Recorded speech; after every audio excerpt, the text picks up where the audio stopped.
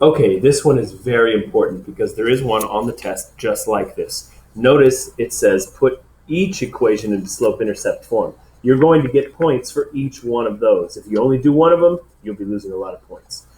So this one's going to take a while, but it's good practice. Here we go. Put each in slope-intercept form. So, we add the 12 to both sides. This is a little bit weird because the x is already on the right, but the b wasn't. So now we have 2y equals 3x, and then we have plus 12. Now let's look at what we have. What do we normally do? Well, the y is usually by itself, so let's try that. Does this help? We now have y equals 3 over 2, because those don't divide, x plus, what is that, 6? Okay, done with 1. All right, let's try next one, b. Again, the x is on the correct side, but the b is not. So let's move the b over. Plus 12, plus 12.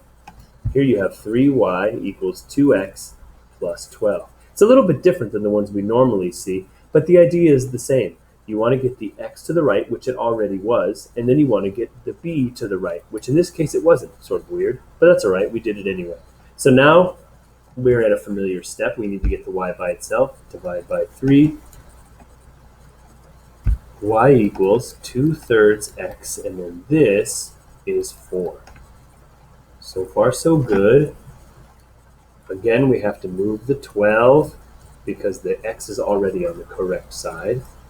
And you have 2y equals 3x minus 12. And then you're going to divide by 2. And I'm running out of space, so I'm going to write it here.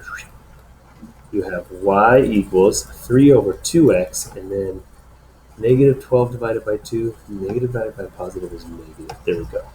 So that's that one. And then the last one. Again, we have to subtract the 12 on both sides.